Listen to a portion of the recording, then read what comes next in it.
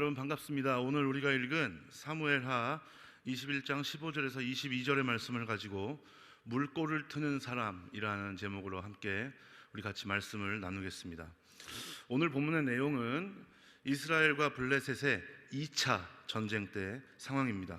다윗의 통치 초기에 있었던 일이죠.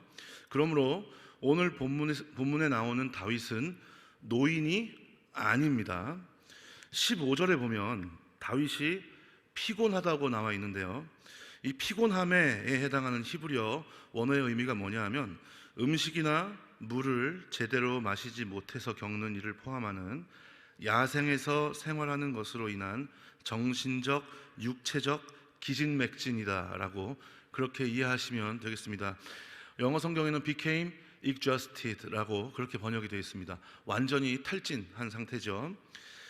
16절에 보세요. 16절에 보면 장대한 자의 아들이라고 이렇게 나와 있는데, 이것은 그가 선 곳의 땅이 마치 내려앉을 것 같은 그런 위용을 가진 사람이라는 표현입니다.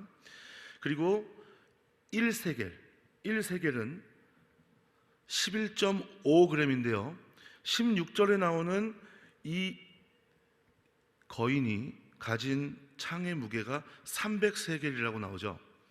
300세겔은 오늘날 단위로 약 3.4kg 정도 되는데요, 이것은 창날 무게만 3.4kg 정도 될 것이다 라고 그렇게 우리가 추정할 수 있습니다.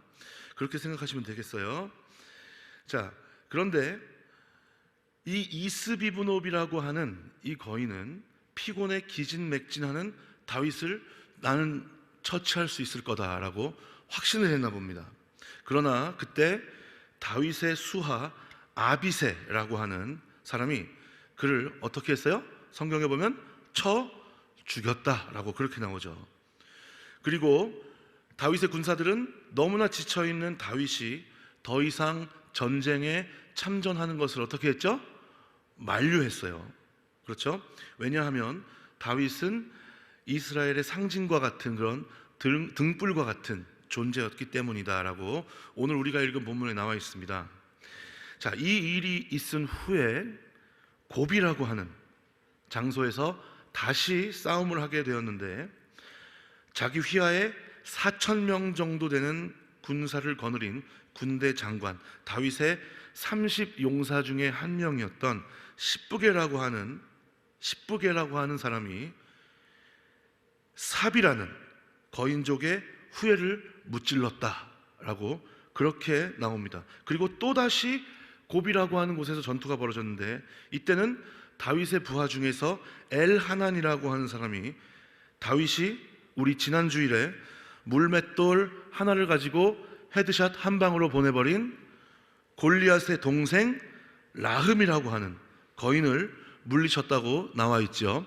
이 사람이 든 창이 마치 배틀채 같았다라고 오늘 우리가 읽은 본문에 나와 있는데, 이 배틀채라고 하는 것은 우리가 그 배틀의 용두머리라고 하는 상당히 굵은 나무를 의미합니다. 사람이 그냥 보기만 해도 어떻게 저 창을 들고 다닐 수가 있지? 라고 하는 공포감을 줄 수 있는 그런 창을 자유자재로 휘두르는 그런 거인을 물리친 거예요. 자, 이어서 다시 가드라고 하는 곳에서 전투를 벌일 때에는 양손가락, 발가락이 모두 6개씩 있는 거인이 이스라엘을 마치 골리앗이 조롱하듯이 조롱할 때, 이제는 다윗의 형 요나단이 나가서 그를 어떻게 했어요? 자기 동생처럼 보내버렸어요. 물리쳐버렸죠. 자, 어떻게 이런 일이 가능할 수 있을까요? 한 번도 아니고 줄줄이 계속 이어서 지난주 골리앗을 물리친 이후로 이제 더 이상 거인이라고 하는 그런 사람들이 문제가 돼야 안 돼요? 안 되는 것을 볼 수 있죠. 어떻게 이런 일이 일어날 수 있을까요? 그것은 바로 물꼬를 튼 사람이 있기 때문에 그런 거예요. 정확히 말하면 주님께서 물꼬를 틀 수 있도록 만들어주신 분이 있기 때문에, 만들어주신 그 사람이 있기 때문에 그런 거죠. 그게 누구죠? 우리가 너무나 잘 아는 오늘 본문에서 피곤하다고 나오는 다윗이죠. 자, 여러분, 물고는 뭐예요? 논에 물이 넘어 들어오거나 나가게 하기 위해서 만든 통로예요. 그리고 진전이 없거나 막혀 있는 상태를 푸는 실말이나 어떤 계기를 비유적으로 이르는 말이 물고라고 하는 말이죠. 자, 다윗은 어떤 물고를 텄을까요? 먼저 승리의 물고를 튼 줄 믿습니다. 거인족의 대표격이라고 할 수 있는 골리앗을 향해서 승리의 물꼬를 텄죠. 자, 그렇게 승리의 물꼬를 다윗이 트니까 이제 그 후예들은, 그와 함께하는 군사들은 어때요? 또 다른 물꼬가 터지는 거예요. 그게 뭐냐 하면 바로 두려움을 극복할 수 있는 물꼬가 터지는 거죠. 왜냐하면 여러분, 이제 더 이상 거인족이 겁이 나요, 안 나요? 겁이 나지 않는 거예요. 왜냐하면 주님을 의지하면서 나아갔을 때 다윗이 승리한 것을 어떻게 했기 때문에? 직접 내 눈으로 목격했기 때문에 우리도 그와 같이 주님을 의지하고 주님을 신뢰하고 나아간다면 승리할 수 있을 것이다 라고 하는 그런 믿음이, 신뢰가 생긴 거죠. 그들 안에 새로운 믿음의 증거가 나의 것으로 소유된 거예요. 그렇기 때문에 이제는 전쟁터에서 이렇게 키가 큰 거인족을 만나도 그 두려움을 극복할 수가 있게 된 거죠. 그래서 두려움을 극복하는 물꼬를 튼 거죠. 자, 그리고 다윗이 개인적으로는 이제 골리앗을 이김으로, 거인족을 이김으로 말미암아 이스라엘의 왕으로 등극하게 될 수 있는 그런 물꼬가 터지게 된 거죠. 여러분, 무언가의 시초가 된다는 것, 처음이 된다는 것은 굉장히 쉬운 일이 아니죠. 대한민국 이전에 우리나라 땅이 뭐라고 불렸어요? 무슨 왕조 500년? 그렇죠, 조선이라고 불렸죠. 조선이라는 땅에 최초로 복음을 전한 외국인 선교사가 누군지 아세요? 조선이라는 땅에 최초로 복음을 전한 외국인 선교사는 칼 귀칠라프라고 하는 사람이에요. 그런데 이 선교사님은 우리에게 그렇게 친숙하지 않아요. 잘 알려지지 않았죠. 우리에게 익숙한 선교사님, 조선에서 최초로 복음을 전하다 순교하신 분, 우리에게 익숙한 분은 누구냐 하면 바로 로버트 토마스라고 하는 선교사님이에요. 1863년에 중국에서 선교 활동을 하던 중에 사모님이 세상을 떠나는 아픔을 겪으셨어요. 그리고 이 토마스 선교사님은 2년 뒤에 26살의 나이로 복음을 전하면 그때 당시 참수를 당하는, 어디로 향했어요? 조선으로 향했어요. 우리가 잘 아는 제너럴 셔먼호를 타고 평양 대동강에 도착했는데, 그런데 그때 도착하자마자 무력 충돌로 조선군이 화공을 썼거든요. 배가 화염에 휩싸였어요. 그래서 다급해진 이 토마스 선교사님은 뱃머리로 올라가서 성경을 뿌리기 시작했어요. 그리고 마지막 한 권은 성경을 뿌리다가 자신을 생포하고 참수하려고 하는 박춘권이라는 사람에게 웃으면서 건넸어요. 그리고 그렇게 로버트 토마스 선교사님은 조선 땅을 밟자마자 순교를 당했어요. 자, 그런데 놀라운 일이 일어나게 됐어요. 이 토마스 선교사님을 참수할 때 최치량과 박영식이라는 사람이 있었는데, 여러분, 그 당시 1863년 이 당시에는 종이가 귀했어요, 안 귀했어요? 귀한 시기였죠. 지금같이 종이가 남아도는 시기가 아니었어요. 그래서 성경책을 막 뿌렸으니까 거기에 책이 많이 있을 거 아니에요. 이 최치량, 박영식이라고 하는 사람이 그 성경책을 주워다가 자기 집에 도배를 했어요. 이분들이 집에 도배를 하고 보니까 아침에 딱 눈을 뜨면 위에 뭐가 보이는 거예요? 말씀이 보이는 거예요. 하나님이 세상을 이처럼 사랑하사 독생자를 주셨으니 이는 저를 믿는 자마다. 그리고 또 그 다음날 눈을 뜨면 뭐가 보이는 거예요?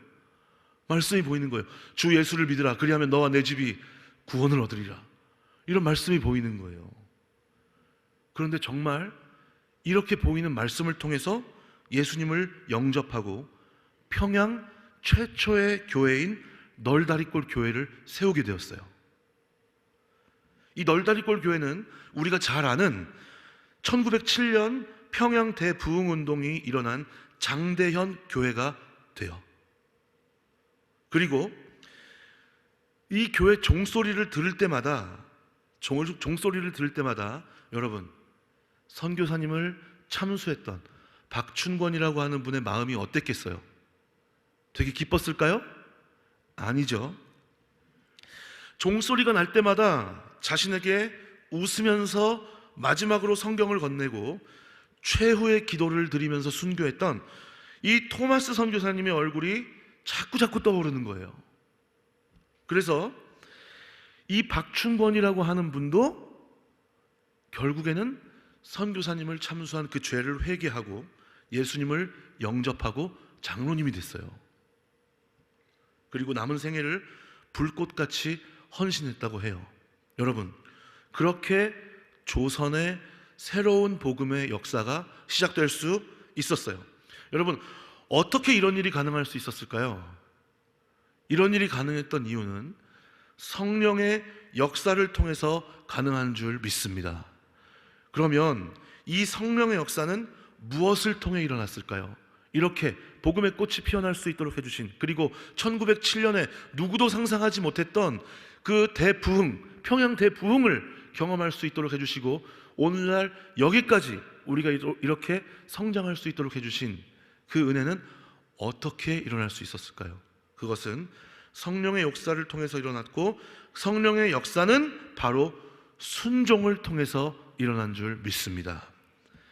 주님께서 말씀하시는 내가 해야 할 일에 대한 순종을 통해서 일어난 거예요. 그 순종을 통해서 전쟁이 주님께 속한 것임을 알게 된 거죠. 그리고 깊어진 신뢰가 정작 나타나야 할 때, 주님께서 그 믿음을 보시기 원할 때 전쟁터에서, 선교의 현장에서, 그리고 일상 가운데에서 주님이 주신 마음에 대한 그 순종, 그리고 깊어진 신뢰가 우리의 삶으로 증명될 수 있었기 때문에 여러분, 이런 성령의 역사가 가능했다고 믿습니다. 여러분, 그만큼 순종이 중요한 거죠. 순종에는 두 가지가 있어요. 순종에는 두 가지가 있는데, 첫 번째로 자발적 순종이에요. 이 자발적 순종은 말 그대로 어떤 순종이에요? 내 마음이 동의가 될 때 할 수 있는 순종이에요. 이렇게 해야지, 하나님께서 이거 원하시는 것 같아, 내가 이거 해야겠어 라고 하는 마음을 주실 때 하는 순종이에요. 자, 그런데 이와 반대되는 굉장히 중요한 순종이 있어요. 그게 뭐냐 하면 바로 역설적 순종이라는 거예요. 여러분, 순종을 억지로 한다라고 하는 이야기 들어본 적 있어요? 그런데 가만히 보면 정말 크고 비밀하고 위대한 일을 이룬 순종은 억지로 하는 이 역설적 순종이 많아요. 예를 들어서 여러분, 예수님이 우리를 위해서 지신 십자가는 자발적 순종일까요? 역설적 순종일까요? 이것은 자발적 순종의 모양을 하고 있지만 결과적으로 보면 역설적 순종과 다름이 없는 거예요. 왜냐하면 예수님께서 겟세마네 동산에서 하신 그 기도를 들어보세요. 땀방울이 핏방울과 같이 되면서 하는 그 기도 가운데, 하나님, 제가 이 십자가를 지지 않을 수 있으면 다른 사람이 지기를 원합니다. 이 잔을 내게서 옮겨주시옵소서 라고 그렇게 기도하잖아요. 여러분, 여기서 말하는 이 잔이 뭐예요? 예수님이 우리를 위해 지실 십자가예요. 이 잔을 내게서 옮겨달라고 하는 것은 예수님도 우리 인간의 모습을 입고 오셨기 때문에 인간의 모든 오감이 같이 있는 거죠. 그만큼 고통스럽고 치욕적이고 내가 지지 않을 수 있으면 안 지고 싶었던 거예요. 자, 그런데 그 뒤에 이어지는 기도에 뭐라고 말씀하세요? 그러나 이것이 나의 뜻대로 되는 것이 아니라 누구의 말씀대로 되기 원합니다? 아버지의 뜻대로 되기를 원합니다 라고 그렇게 기도하시죠. 그러면 여러분, 이것이 자발적 순종이에요? 역설적 순종이에요? 역설적 순종이죠. 자발적 순종의 모양을 하고 있지만 그 안을 들여다보면 역설적 순종이에요. 나의 뜻이 하나님과 달라도 내가 누구의 뜻에 순종합니다? 하나님의 말씀에 순종합니다 라고 나아갔던 것이죠. 여러분, 에스더가 이스라엘 백성들이 모르드게를 통해서 이제 하만을 통해서 위기에 빠졌어요. 온 민족이 생명을 잃을 수 있는 위기에 빠졌는데, 여러분, 그 당시 아하수에로 왕 앞에 함부로 나아가면 아무리 왕비라도 굉장히 곤경에 처할 수 있었고 심지어는 목숨도 위험한 그런 상황이었어요. 그런데 어떻게 우리가 잘하는 말 하잖아요, 그죠? 죽으면 죽으리다 라고 하는 그런 마음으로 나갔어요. 여러분, 이것이 자발적 순종일까요? 역설적 순종일까요? 이것 역시도 마찬가지예요. 왜냐하면 내 안에는 수많은 감정들이 요동치죠. 그러나 두려움을 극복하고 주님께서 주신 그 뜨거운 마음에 순종한 그 순종은 자발적 순종의 모양을 하고 있지만 그 안을 들여다보면 뭐예요? 역설적 순종인 거죠. 그러면 여러분, 우리는 잘 생각해 볼 필요가 있어요. 성령의 역사는 순종을 통해서 일어나고 그 순종이 전쟁터에서든지 거인을 만날 때든지 아니면 선교의 현장에서든지 아니면 우리의 일상 가운데에서 반드시 필요하다는 것을 우리가 알고 있는데, 여러분, 나는 자발적 순종에만 나의 모든 걸 걸어서 순종하고 있나요? 아니면 주님이 말씀하시는 내 생각과 다르고 나에게 무언가를 극복해야 하고 때로는 내가 어쩌면 실제적인 손해를 입을 수도 있는 역설적 순종에도 과감하게 오늘 본문에 나오는 다윗처럼, 그리고 다윗의 용사들처럼, 로버트 토마스 선교사님처럼, 그리고 그분을 통해서 복음을 받아들인 많은 분들처럼, 여러분, 역설적 순종에 동참하고 있나요? 우리 이것을 곰곰이 깊이 있게 묵상하고 생각해 보아야 할 줄 믿습니다. 왜냐하면 그래야 우리가 뭘 틀 수 있어요? 물꼬를 틀 수 있는 거예요. 우리의 삶에서도 오늘 다윗이, 그리고 다윗의 용사들이, 토마스 선교사님이, 그리고 많은 믿음의 선배들이 텄던 그 물꼬를, 은혜의 물꼬를, 그리고 신뢰의 물꼬를, 주님의 역사를 이끌어내는 그 기적과 성령의 충만함의 물꼬를 틀 수 있게 되는 것인 줄 믿습니다. 여러분, 우리도 그 역사적인 순간의 주인공이 될 수 있었으면 좋겠어요. 자, 순종이 그렇게 중요한 거예요. 왜냐하면 한 사람의 불순종이 모든 인류에게 뭘 가져왔어요? 죄를 가져왔죠. 그러나 한 사람의 순종이 또 뭘 가져왔어요? 그 죄를 용서받을 수 있고 구원의 문이 열릴 수 있는 새로운 길이 열렸어요. 바로 그것이 뭘 통해서? 순종을 통해서 그렇게 된 거예요. 그만큼 순종은 중요한 것인 줄 믿습니다. 여러분, 나에 대해서 우리 집에 가난과 어려움을 끊어내기 원하세요? 여러분, 그렇게 될 수 있었으면 좋겠어요. 내 자녀들의 세대에서는 지금 내가 겪고 있는 아픔이나 슬픔이나 자존심 상하는 일이나 가난이나 영적 무지와 같은 그런 여러 가지 일을 겪지 않고 살아가기를 원하나요? 여러분, 그렇게 될 수 있었으면 좋겠어요. 정말 그렇게 될 수 있었으면 좋겠어요. 그렇다면 우리가 어떻게 해야 될까요? 내가 그것에 대한 물꼬를 트는 사람이 될 수 있어야 할 줄 믿습니다. 먼저 그렇게 되기 위해서 우리는 주님과 대화의 물꼬를 트기 위해 노력할 수 있는 저와 여러분들이 되시기를 주님의 이름으로 간절히 부탁을 드리겠습니다. 그리고 주님과 깊어져 가는 관계의 물꼬를 트기 위해서 노력하며 나아갈 수 있는 저와 여러분들이 되시기를 주님의 이름으로 간절히 부탁을 드리겠습니다. 그리고 주님 주신 음성에 대한 순종을 통해서 내 일상의 긍정적인 변화의 물꼬를 틀 수 있는 저와 여러분들이 되시기를 주님의 이름으로 간절히 부탁을 드리겠습니다. 그것이 자발적 순종만이 아닌 어떤 순종에서도요? 역설적인 순종에서도요. 내 뜻과 하나님의 뜻이 다를 때 우리는 누구의 뜻을 따라가야 되죠? 주님의 뜻을 따라가야 되죠. 주님의 뜻을 따라가야 되죠. 자, 그런데 그것을 통해서 점점 깊어져가는 주님과의 관계와 신뢰를 쌓을 수가 있는데 여러분 이게 쉬워요, 어려워요? 너무나 어렵죠. 너무나 어렵죠.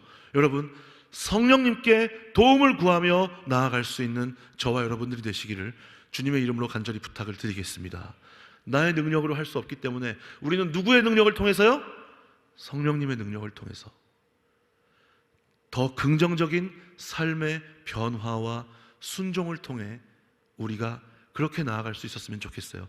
여러분, 1907년에 일어났던 그 평양 대부흥운동이 뭐로부터 시작된지 아세요?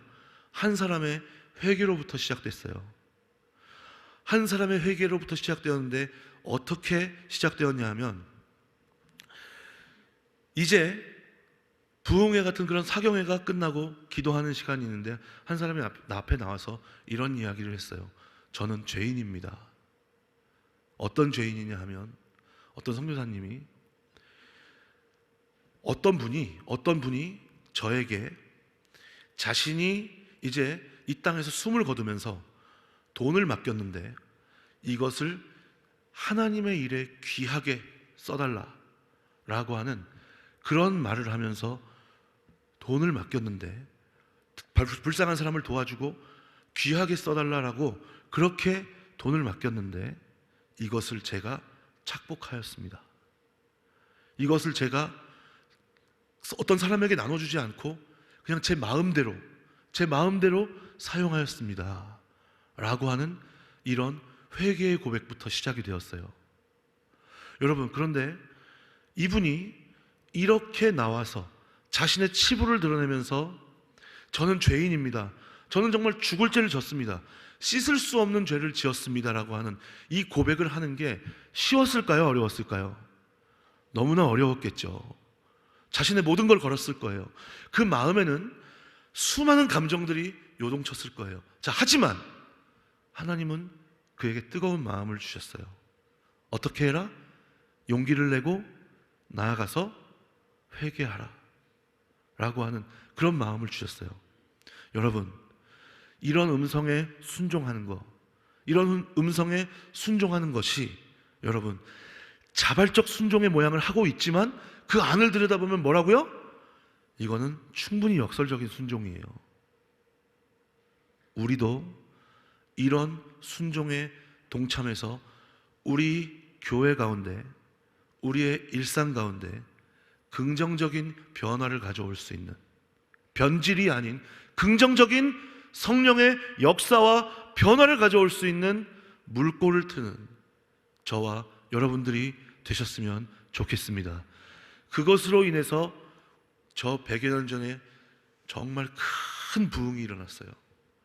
사람이 일으키고 그냥 사람이 만들어내고 하나님이 하셨다는 그런 일이 아니라 정말 성령의 역사를 통해서 울고 애통해하며 회개하고 함께 모여 예배하고 주님의 이름을 부르짖고 기도하며 성령의 역사가 그렇게 크게 일어났던 거예요.